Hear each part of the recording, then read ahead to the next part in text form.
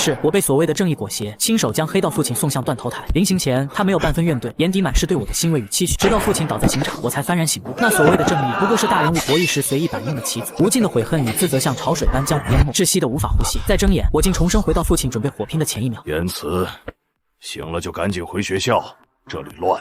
等会儿打起来，别溅你一身血！父亲丢下这句粗糙的叮嘱，语气里藏着不易察觉的牵挂，转头便冲着屋里一群虎背熊腰的壮汉厉声怒吼：“都磨蹭什么呢？野鸡，刀呢？刚磨的那把。”陆野，绰号野鸡，是父亲最忠心耿耿的头号马仔。前世他就在这场火拼中被人残忍砍断手筋，从此沦为废人，后半辈子都活在痛苦与不甘中。兄弟们，陈彻那小兔崽子骑到老子头上拉屎，抢我们货源，砸我们的车，今天还想收我们的地盘，这口气能不能忍？ 那肯定不能！干他丫的！兄弟们的吼声震得屋顶发颤，满是怒火与决绝。父亲望着眼前的场景，眼底的一丝迷茫瞬间褪去，取而代之的是刻在骨子里的狠戾与蚀骨的坚定。既然老天给了我重生的机会，前世的悲剧绝不能重演。就在父亲攥紧钢刀，准备带头冲出去的瞬间，我猛地伸出手，死死拽住了他的手腕，力道大得惊人。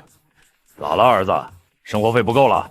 找你刘叔拿，爸现在赶时间。说完，父亲下意识想甩开我的手，可他却发现我的手像一把紧实的铁钳子，纹丝不动。爸。 把刀放下！屋里的陆野、刘福生还有几十号兄弟瞬间全部愣住。谁都知道张家大少爷是个一心只读圣贤书的乖宝宝，平日里连杀鸡都不敢多看一眼，今天竟敢瞒着老爷子去拼命。你这孩子说什么胡话？上次那王八蛋都把尿滋我脸上了，我不给他点颜色看看，以后在临海市还怎么混？松手！赶紧回你大学念书去，这种脏活哪是你能管的？我让你把刀放下，听不懂人话是吗？反了你了！我是你老子，你敢管我？野鸡，把少爷拉走，送回学校。大侄子。 这话糙理不糙，这种场面少儿不宜，快走吧！陆野刚抬脚想上前，却被我骤然释放的气场狠狠镇住，脚步僵在原地，连大气都不敢喘。滚！一个字，冷得像寒冬里的冰冷，让满屋子常年混江湖的糙汉全都心头一凛，不寒而栗。张言辞，你他妈傻了！老子今天是为了谁？还不是为了多挣点钱，给你以后娶媳妇买房子？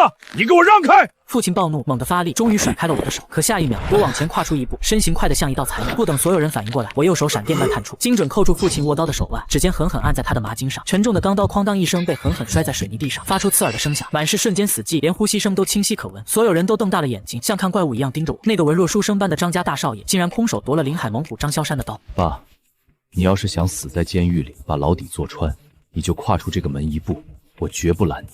哎，你个小兔崽子，你知道个屁的江湖！ 人家都骑到老子脖子上拉屎了，明天谁还会喊我一声萧山哥？都给我滚开！我跟谁急？今天谁拦我？说着，父亲弯腰就要去捡地上的刀，我冷声开口，字字清晰，带着不容置疑的笃定。2条街外的十字路口，有一辆40座面包车，车牌号尾数18，里面坐着刑侦队的王大队长，手里拿着刚批的拘捕令。再就是你手里的刀沾了血，恭喜你，起步20年。 搞不好还得吃枪子。你咋知道王阎王在哪儿？王林，临海世道上的克星，人送外号王阎王，谁碰谁你要是不信，现在就派个面生的兄弟去看看，看看那辆车是不是停在那儿，看看车里的人是不是在喝茶等收网。路也不敢耽搁，立刻给门口一个小弟使了个眼色。那小弟撒腿就跑，神色慌张又急切。5分钟后，小弟跌跌撞撞冲回来，脸色煞白如纸，像是见了鬼。真有条子，就在路口，那车我认得，是局里的便衣车。 李氏酒楼门口还停着2辆车，好像在保护现场。父亲的脸色瞬间从通红变得惨白，又从惨白转为铁青，后背瞬间惊出一身冷汗，浸湿了衣衫。他心里清楚，若刚才不是儿子夺了刀，他现在已经是个死人了。清醒了吗？这陈彻也太阴了！这不叫阴，这叫降维打击。爸，现在是2000年，千禧年都过去半年了，你那一套早就过时了。现在的江湖不是打打打杀杀。 是人情世故，是资本运作，是法律条文。陈彻为什么敢抢你的地盘？因为他穿西装，你穿背心；因为他动脑子，你动刀子；因为他懂得利用警察杀人，而你只会把自己往监狱里送。那你说咋办？人家都起脸输出了，难道就让老子当缩头乌龟？这口气我咽不下去。爸，我是你儿子，有人欺负我爹，我比你更想弄死他。但我们要换种方式，3天，就3天。爸，你把这帮兄弟交给我，把公司的公章交给我，也让兄弟们把手里的刀都扔了。我不碰刀，不动枪。 3天之内，我让陈策跪在咱们家门口，把抢走的地盘吐出来，再把钱乖乖送上门。如果做不到，我这辈子再也不管你的闲事。你想去坐牢，我给你送饭。大侄子，你是不是读书读傻了？陈彻那主可不是吃素的，牛皮可别吹破了。闭嘴，老子信你一次。反正今天要不是你，老子这会儿已经在耗子里蹲着了。这条命是你捡回来的，这公司也是给你留的，你爱咋折腾咋折腾。那儿子，咱手里现在除了这帮大老粗啥都没有。你打算怎么搞他？听到这里，我缓缓笑了。那一刻，斯文的眉眼间翻涌着刺骨的冷厉，像极了一条刚吐出信子的毒蛇。斯文败类，却又摄人至极。这还不简单吧？首先把这身行头换了，去买套西装，最贵的那种。第二天，临海市国贸大厦，父亲正跟脖子上的领带较劲，脸憋得通红，浑身不自在，满是烦躁，勒得老子气都喘不上来。神色淡然。刘叔，把账本拿来。不，少爷，你看账本干啥？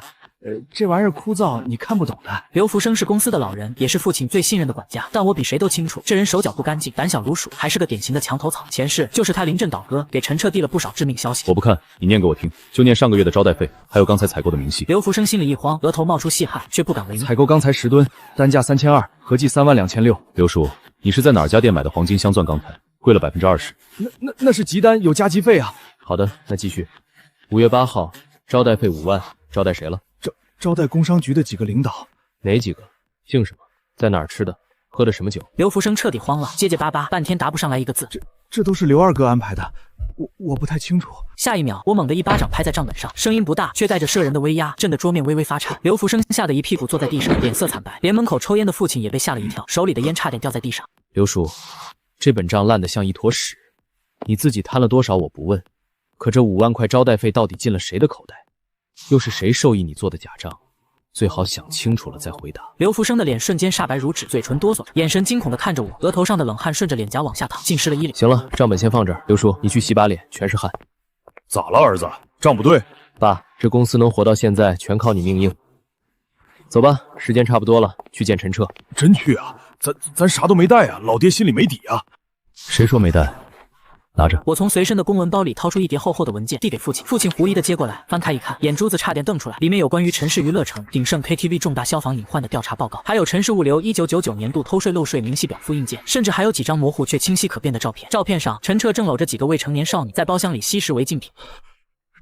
这儿子，你哪儿弄来的？陈氏娱乐城的消防问题是陈彻的命门，偷税漏税的账本更是他的绝密，旁人根本碰不到。爸，别问，问就是祖师爷赏饭的。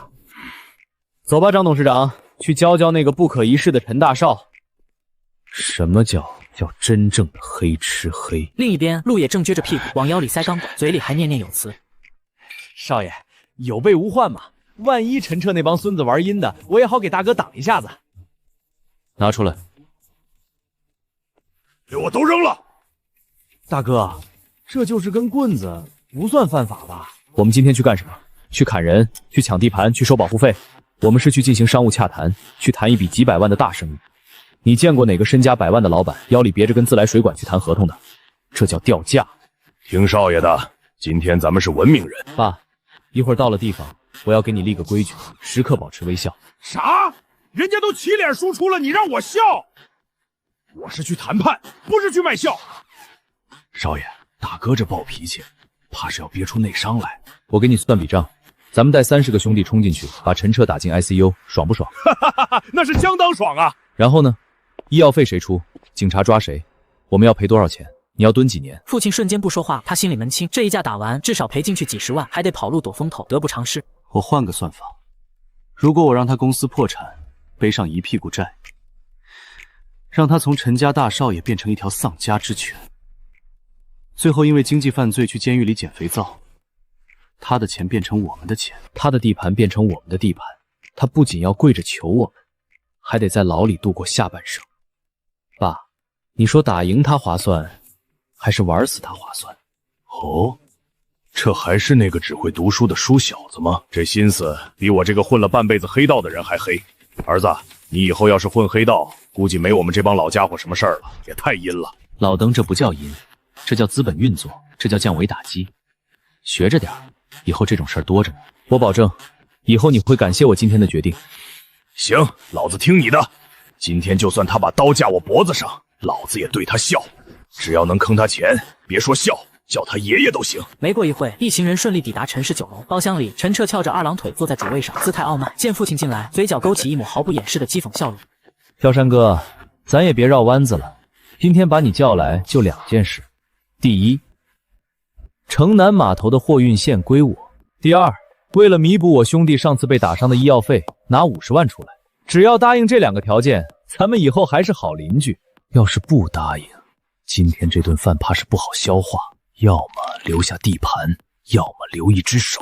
陈彻，你特么做梦！码头是老子兄弟拿命拼出来的，凭什么给你？还要老子的手？你也不怕崩了牙？那就没得谈了。陈彻冷笑一声，一挥手，身后的打手们立刻上前一步，手中的砍刀齐刷刷举了起来，寒光凛冽，包厢里的气氛瞬间凝固到了冰点，血腥味仿佛已经弥漫开来。且慢，别紧张哈。话音刚落，所有人的目光都集中到了一旁的我身上。只见我不紧不慢地打开随身的公文包，从里面掏出一个黑色的长条状物体，正是一支录音笔。我笑了笑，按下开关，录音笔的红灯开始闪烁。陈少，别停啊，继续说。刚才说要把谁的手留下来，声音大一点，清晰一点。我指了指那闪烁的红灯，笑容温和，眼底却淬着刺骨的冰，像个优雅的魔鬼，自带令人窒息的压迫感。刑法第274条，敲诈勒索罪，数额巨大或者有其他严重情节的，处3年以上10年以下有期徒刑；故意伤害罪，致人重伤的，处3年以上10年以下有期徒刑。这段录音我会让我的律师备份3份，一份给市局刑侦队，一份给检察院，还有一份送给在那边喝茶的王大队长。陈彻死死盯着那只小小的录音笔，眼角剧烈抽搐，脸色瞬间阴沉的能滴出水来，眼底满是暴怒与忌惮。陈彻彻底炸毛了，他妈玩阴的！别这么说，这是商务习惯，大公司开会都这样，留个底，免得日后扯皮。倒是陈少，怎么脸色这么难看？是不是刚才的法律条文没听清？要不我重播一遍？在自己的地盘被这对父子起脸输出，这事要是传出去，他在临海世道上就彻底抬不起头了。给老子砸了那玩意儿！还有这2条废沟，给我往鼠里打！出了事老子顶着！就在这时，父亲猛然拍了一下桌子，站了起来。老子可看谁敢动！不看看这是谁的地盘，给我放倒他们！还没等父亲说完，我便一只手死死按住了他的肩膀，让他坐下。父亲甩开我的手，愤怒说道：“儿子，现在什么情况你看不见吗？不动手等被打死吗？”我指着脑袋说道：“爸，你是董事长。董事长不动手只动脑。”说完，我便从怀里掏出了一本红色的小册子《中华人民共和国刑法》。那红色的封面在爆向昏暗的灯光下，竟然比砍刀还要刺眼。兄弟们，根据刑法第294条，组织领导黑社会性质组织的，处7年以上有期徒刑；积极参加的，处3年以上7年以下有期徒刑。这一刀砍下来，你是主犯，起步7年。你家里的老婆孩子等你等到头发白，为了陈彻那几千块钱工资，值吗？你们这群废物，被一个傻学生吓唬成这样，赶紧给我办了他们！闻言，我不紧不慢地再次打开了公文包，抽出了那份厚厚文件的冰山一角，只露出了标题，但这几个字足够让陈彻魂飞魄散。陈少，打打杀杀多没意思，咱们聊点成年人的话题，比如消防安全，又比如税务合规。据我所知，陈氏酒楼这个月的现金流好像不太健康了。我停顿了一下，看着陈彻，就像看着一只掉进陷阱的小白鼠。如果这份材料出现在工商局和税务局局长的办公桌上，停业整顿3个月，巨额罚款，补缴税款。陈少，你猜猜那时候你的那些高利贷债主会不会把你的皮扒了？闻言，陈彻的额头上密密麻麻全是冷汗，光是那些高利贷的利息，就能把他陈家吞的骨头渣子都不剩。都退下！打手们面面相觑，最后还是如蒙大赦般退出了包厢。包厢里只剩下3个人，父亲看着我，眼神里满是不可思议。一本书，几张纸，竟然比老子的砍刀还好使。陈少，火气别这么大。现在我们可以心平气和地谈谈赔偿问题了吗？陈彻咬着后槽牙，死死盯着我。说吧，这件事怎么才能翻篇？你想要多少？我对着陈彻伸出了3根修长的手指。300万。包厢里的空气瞬间凝固，父亲的眼珠子差点掉在地上。我去，儿子，你疯了！老子当年绑票县太爷的小舅子也没敢开这个价格。陈彻先是一愣，随即暴怒，一巴掌拍在桌上。300万？你他妈穷疯了吧？敲诈勒索敢敲到我陈彻头上来了，信不信我现在就报警抓你们？我不慌不忙，甚至笑了笑。陈少，我是守法公民，怎么敲诈了？这300万是有账可查的，劳务费与精神损失费。好一个劳务费！你来给我算算，你干什么了就值300万？要是算不明白，今天你们父子俩谁也别想竖着走出去。第一笔，精神损失费。我父亲张萧山虽然长得粗犷了点儿，但内心脆弱敏感。你的人拿着刀冲进来，严重伤害了他幼小的心灵，导致他现在手都在抖。父亲听到这话，愣了一下，然后赶紧配合地哆嗦了2下。100万，100万，买一位老人的心理健康，贵吗？不贵。陈彻怒道：“这他妈是哪个山头的土匪设定？”第二笔，误工费。我是名牌大学法学系高材生，我的时间很宝贵。为了处理你这点破事，我耽误了整整1天的时间。按照我的咨询费标准，加上夜间加班费，收你50万。你怎么不去抢？别急，还有大头。第3笔，商业保密费。这本账本里记录了陈家过去5年所有的透税漏税、行贿记录，以及洗钱流水。如果这些东西出现在市局经侦大队的办公桌上，你觉得你父亲陈振海要在里面踩多少年刑狱期？还是说，你觉得陈家的股价能经得起几个跌停板？陈彻的脸色瞬间惨白，刚才的嚣张气焰如同被泼了一盆冰水，灭得干干净净。他死死盯着我手里那点复印件，声音发颤：“你手里怎么会有这个？”这不重要，重要的是你还有多少时间。我低头看了一眼手表，不紧不慢地说：“现在是晚上9点55，我的私人律师正坐在距离市局经侦大队500米外的咖啡馆里。如果5分钟之内我没有给他打电话，他就会把原始 U 盘和举报信投进市局的信访箱。”我抬起眼皮，冷冷地看着他：“你还有5分钟，是花300万买个平安，还是拉着整个陈家陪葬？你自己选。”父亲在一旁看得一愣一愣，小声嘀咕：“儿子，咱们哪来的律师？咱们村的二狗子不是去工地搬砖了吗？啥时候成律师了？”爸，闭嘴，这叫心理博弈。我低声回道。时间1分1秒的过去，陈彻的衬衫已经被冷汗浸透，心理防线正在一点点崩塌。还有1分钟。看来陈少很有骨气。爸，走了，去市局做个热情证明。好嘞，我就说这小子是个抠背，300万都不舍得掏。我们父子俩一前一后，大摇大摆地朝着门口走去。别出门！早这么痛快不就完了？陈少，我就喜欢你这种识时务的低端玩家。寂静的包厢里，这话格外刺耳。我不慌不忙地从怀里掏出一份厚厚的文件，甩在了陈彻面前。封面上5个黑体大字：资产转让协议书。陈彻刚准备去拿支票本的手僵在了半空。这是什么？陈少是个爽快人，肯出这300万的封口费，但我是个讲究人，这钱若是直接拿了，那是敲诈勒索，是要坐牢的。我不干犯法的事儿，所以咱们得换个名目，把它变成合法的商业交易。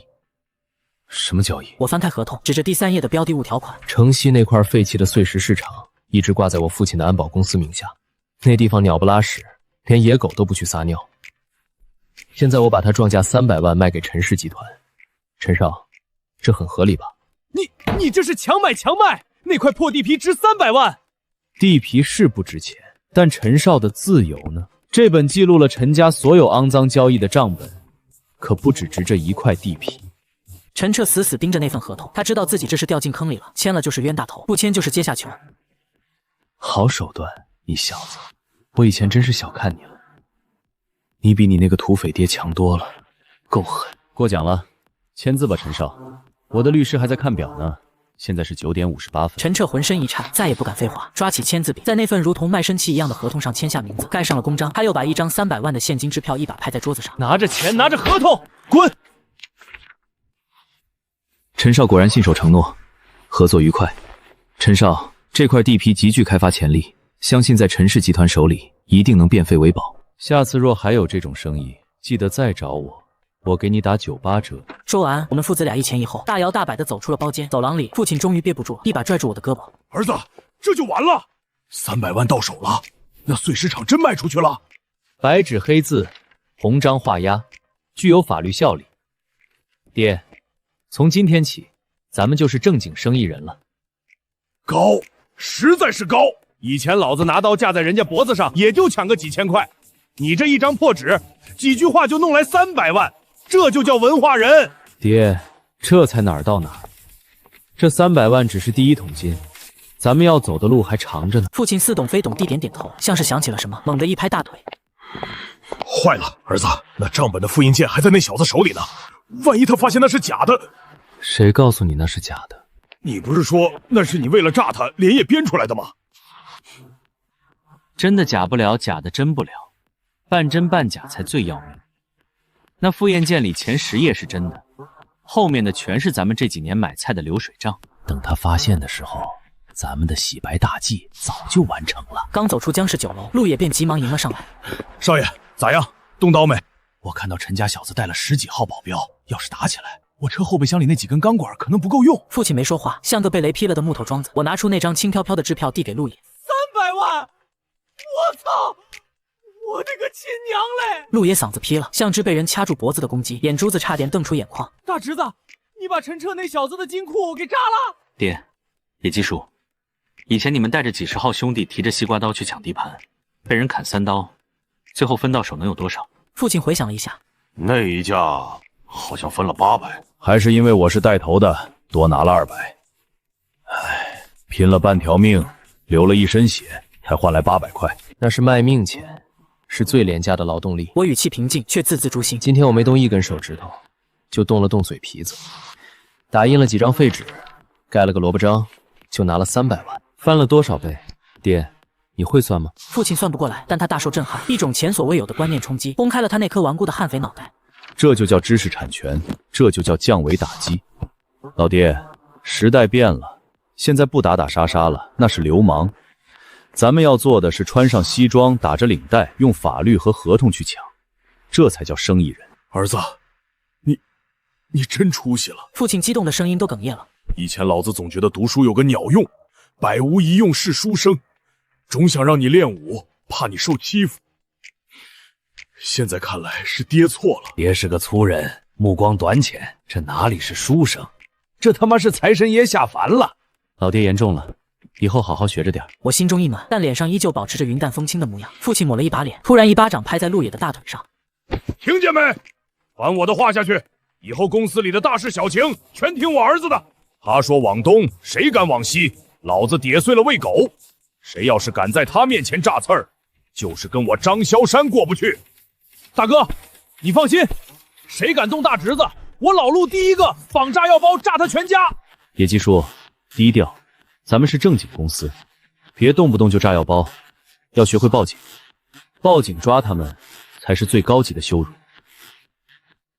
高，还是大学生心眼多，我犯傻了。危机暂时解除了，陈彻吃了这个哑巴亏，短时间内不敢轻举妄动，但我知道陈家这头饿狼迟早会反扑，这只是暴风雨前的宁静。车子路过临海大学时，我让司机停了车。爸，我下车了。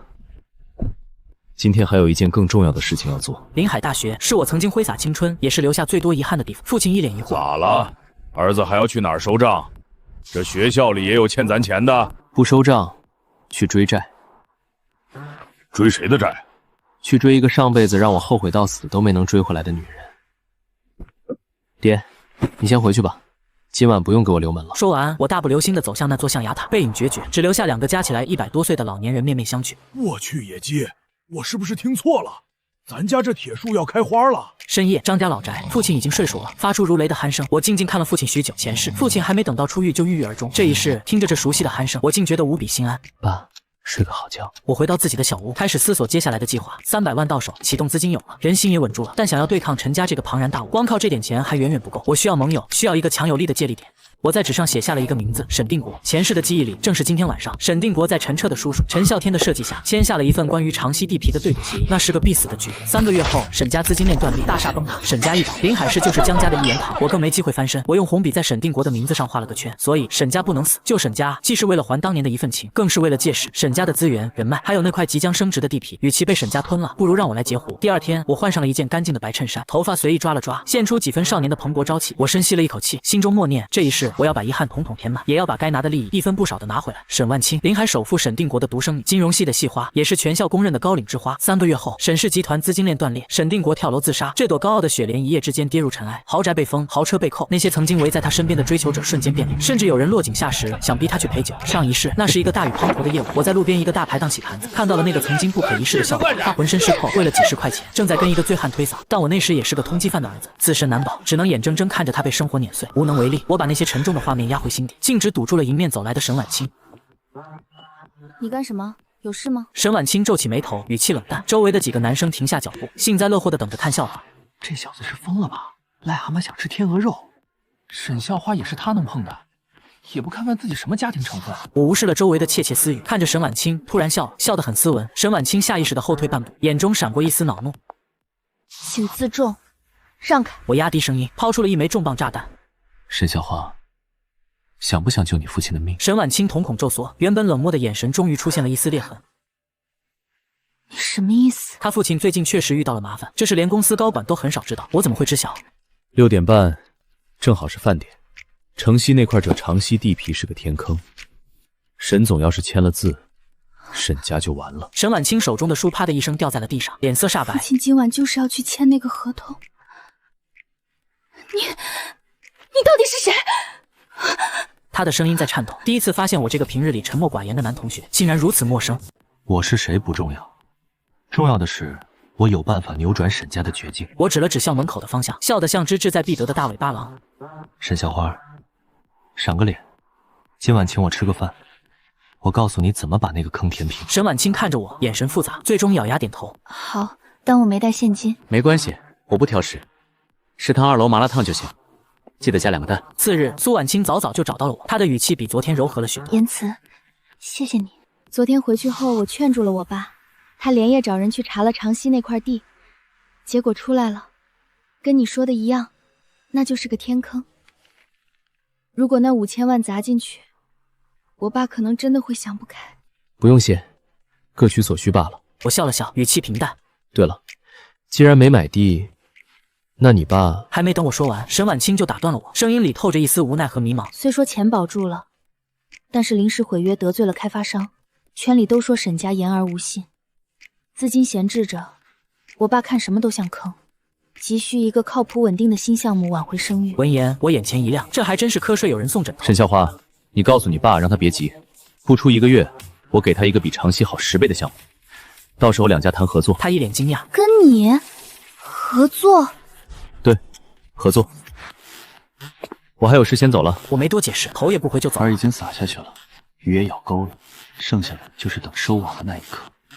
不多时，我便来到了老爹的公司。一进门，老毛病就犯了，老人秃秃的疼，2排光膀大汉蹲在台阶上捧着饭盒，狼吞虎咽，刺青花臂混着油光，左青龙右白虎，中间还有个迷老鼠。一个横肉大汉侧着大黄牙冲我笑。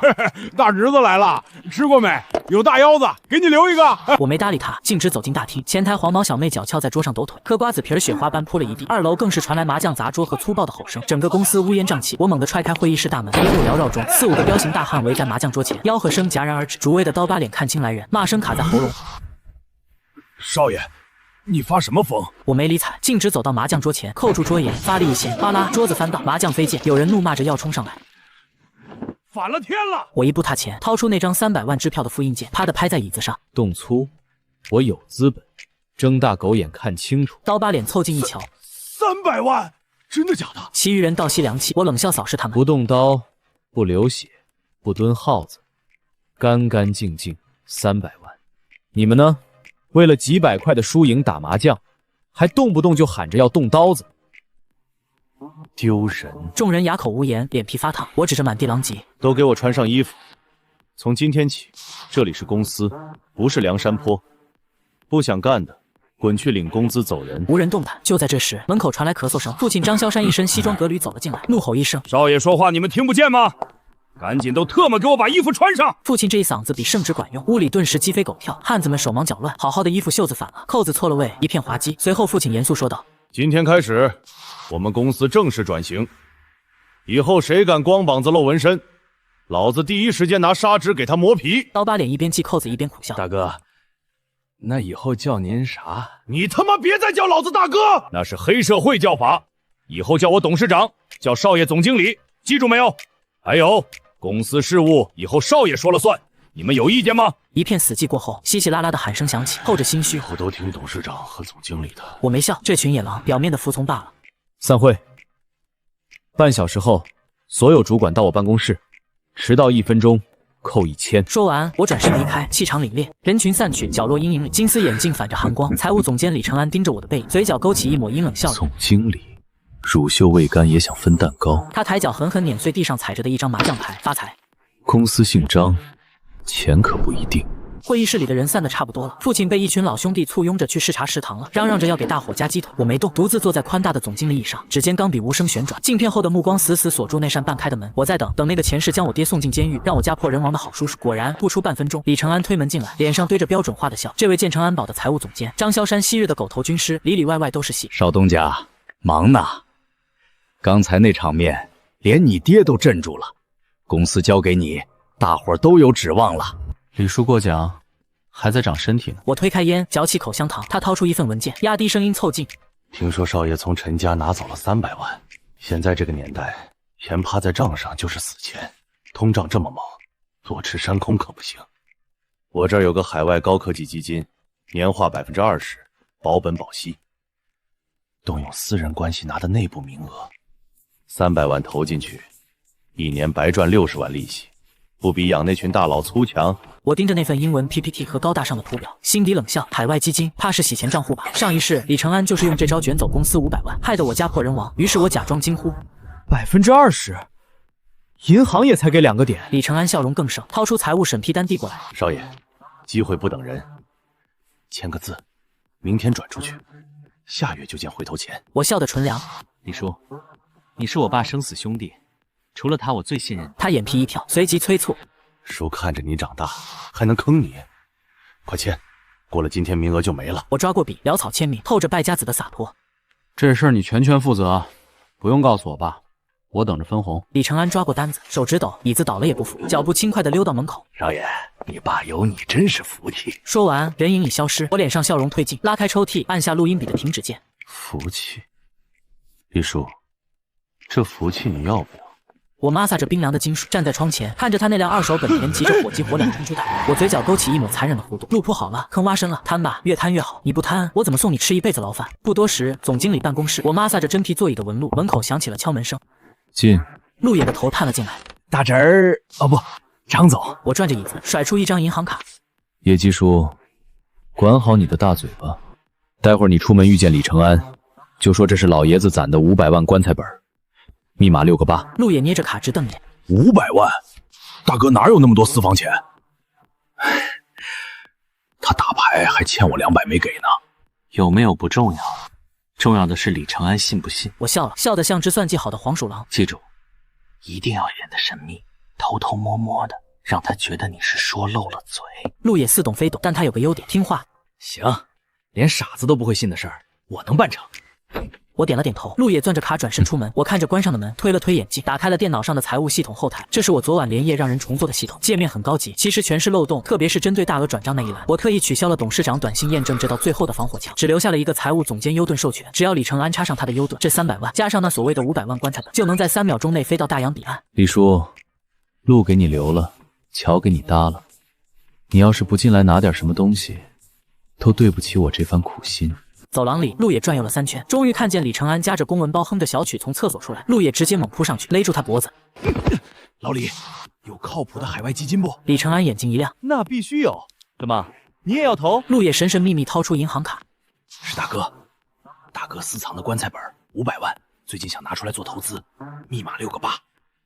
大哥让我先把卡给你，等回头他想通了再让你转。李承安看着那张卡，在他眼里这就不是卡，这是一块肥得流油的红烧肉。500万加上之前的300万，800万，这一票干完，他在国外能潇洒一辈子。行，陆哥放心，我先替大哥保管着，绝对丢不了。李承安接过卡，手都在抖。那什么，我财务室还有点账没平，先去了。说完，李承安转身就跑，脚步虚浮，像是踩在棉花上。贪婪已经彻底吞噬了他的理智，连最基本的核实都忘了。深夜，公司大楼一片漆黑，只有财务室的窗户透出一丝微弱的蓝光。我坐在楼下的黑色轿车里，手机屏幕亮着，那是高清夜视监控的实时画面。画面里，李承安正在疯狂操作，先是那300万转账，输入密码确认，进度条走得很快，10%、50%、100%，转账成功。李承安猛地挥了一下拳头，无声的狂笑，嘴型依稀可辨，傻子父子。紧接着，他又拿出父亲棺材本那张银行卡，准备转走那500万。插卡，输入6个8，查询余额。下一秒，李承安脸上的笑容凝固了，僵硬、错愕。他疯狂地拍打着键盘，以为是电脑坏了，屏幕上赫然显示着余额5000元。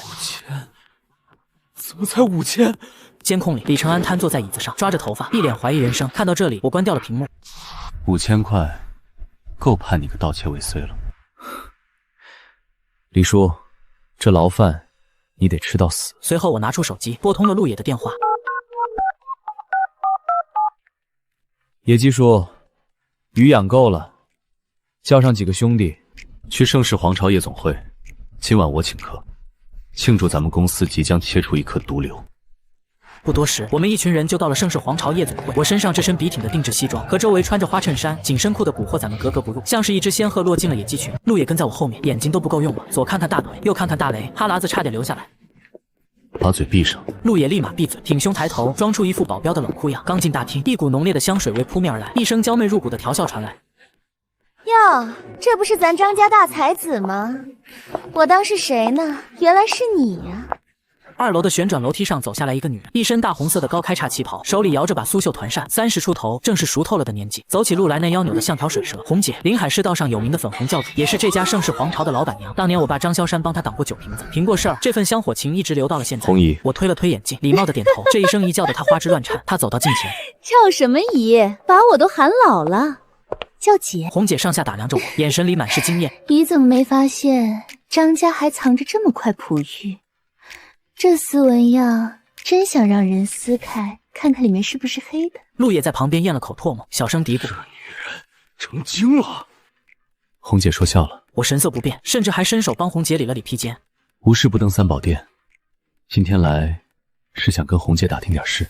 红姐眼神一闪，收起了那副调笑的模样，她挥挥手，遣散了周围的莺莺燕燕。去 V888 包间，把那瓶存了10年的拉菲醒上。V888 包间隔音极好，外面的喧嚣瞬间被隔绝。真皮沙发，水晶吊灯，红姐亲自给我倒了一杯酒，修长的手指若有若无地划过杯沿。说吧，我的大少爷，今天把陈家整得那么惨，还有空来我这儿消遣？消息果然灵通，早上的事，晚上就传遍了临海市。我抿了一口红酒。陈家有什么动静？红姐点了一支细长的女士烟，吐出一口烟圈，神情变得有些凝重。陈啸天那老狐狸还在到处筹钱，暂时顾不上你。但陈彻那个小疯狗急眼了。我挑眉。我手底下的姑娘听到风声。红姐压低了声音，身体前倾，压迫感十足。陈彻在道上发了悬赏令，50万，要买你一条腿。陆野手里的杯子一抖，酒洒了一裤腿。错，这孙子玩阴的。我却笑了，摇晃着红酒杯，看着猩红的液体在杯壁上挂出好看的弧度。50万。我的腿就这么不值钱？语气里带着一丝嘲弄，还有一丝不满。红姐愣了一下。正常人听到这种消息不该是害怕吗？最起码也该紧张一下吧。这小子怎么还在嫌价格低？嫌少？那可是50万，够买起前城南一套房了。多少亡命徒盯着这笔钱呢？少爷最近出门小心点。我放下酒杯，玻璃杯撞击大理石桌面，发出清脆的一声。红姐，帮我传个话，告诉道上的兄弟。我靠在沙发上，双手交叉，眼神冷冽。陈彻出50万买我的腿，那是看不起我张某人。我出100万买陈彻的一条腿。红姐的手一抖，烟灰掉在了旗袍上，她瞪大了眉眼，像看怪物一样看着我。认真的？现金。我从怀里掏出支票本，刷刷刷写下一串数字，撕下来拍在桌上。这100万先放在红姐这儿，谁把陈彻的腿送来，这钱就是谁的。如果2条腿都送来，我再加100万。红姐看着那张支票，只觉得喉咙发干。这绝对是个疯子，而且是个有钱的疯子。这哪里是私本书生，这分明就是个披着西装的恶狼。以暴制暴？不，这是金钱的暴力。红姐深吸一口气，把支票收进胸口。这话今晚就会传遍临海市的每一个角落。陈彻那小子怕是睡觉都要睁着眼了。这就对了。我满意地点点头。能用钱解决的问题，为什么要拼命呢？就在这时，砰！一声巨响从门外传来，像是啤酒瓶砸在墙上的声音。紧接着是一阵女人的尖叫和男人的怒骂：“臭女人，给脸不要脸！陪老子喝杯酒怎么了？装什么清高？”稀里哗啦，桌子被掀翻的声音。红姐眉头瞬间皱起，一股煞气从这个风情万种的女人身上爆发出来。